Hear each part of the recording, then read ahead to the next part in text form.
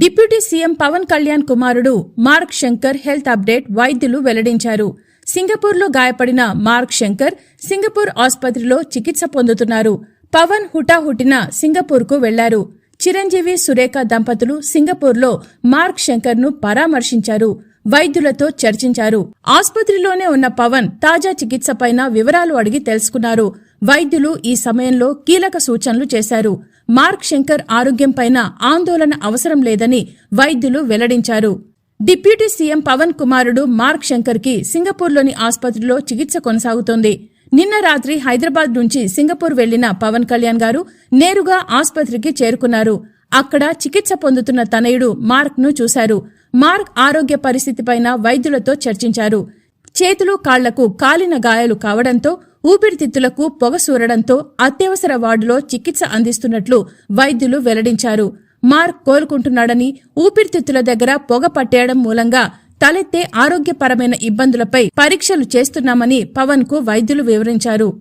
తాజాగా కొద్దిసేపటి క్రితం మార్క్ ను అత్యవసర వార్డు నుంచి గదికి తీసుకువచ్చారు. మరో 3 రోజుల పాటు వైద్యుల పర్యవేక్షణలో పరీక్షలు చేయాల్సి ఉంటుందని ఆసుపత్రి వైద్యులు తెలియజేశారు. సింగపూర్లోని సెంట్రల్ బిజినెస్ డిస్ట్రిక్ట్ సమీపంలోని రివర్ వ్యాలీ రోడ్డులో 3 అంతస్తుల భవనం ఉంది. అందులో పలు దుకాణాలతో పాటు చిన్నారులకు రోబోటిక్ ఇన్స్టిట్యూట్ను నిర్వహిస్తున్నారు. ఈ భవనంలోనే 30 మంది స్కూల్ పిల్లలకు సమ్మర్ క్యాంప్ ఏర్పాటు చేశారు. వారిలో పవన్ కుమారుడు మార్క్ శంకర్ కూడా ఉన్నాడు.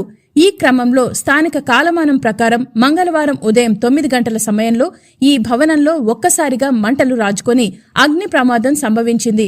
ఘటనపై సమాచారం అందగానే సింగపూర్ హోంశాఖ మంత్రి షణ్ముగం హుటాహుటిన స్పందించారు. గాయపడిన వారిని ఆసుపత్రికి తరలించేందుకు యుద్ధ ప్రాతిపదికన ఏర్పాటు చేశారు. సహాయక చర్యలు చేపట్టే సమయానికే 10 ఏళ్ల బాలిక మంటల్లో చిక్కుకొని మృతి చెందినట్లు మంత్రి తెలిపారు. మంగళవారం రాత్రి 9:30 గంటలకు సింగపూర్ బయలుదేరి వెళ్లారు. పవన్ తో పాటుగా చిరంజీవి, ఆయన సతీమణి సురేఖ సింగపూర్కు బయలుదేరారు. మార్క్ శంకర్ కోలుకుంటున్నారని, ఎలాంటి ఇబ్బంది లేదని వైద్యులు వెల్లడించారు. మరో 3 రోజుల పాటు పవన్ అక్కడే కుమారుడి కోసం ఉండాలని నిర్ణయించారు. మార్క్ పూర్తిగా కోలుకునే వరకు పవన్ అక్కడే ఉంటారని పార్టీ వర్గాలు వెల్లడించాయి. డిశ్చార్జ్ తర్వాతనే పవన్ తిరిగి ఏపీకి వస్తారని సమాచారం.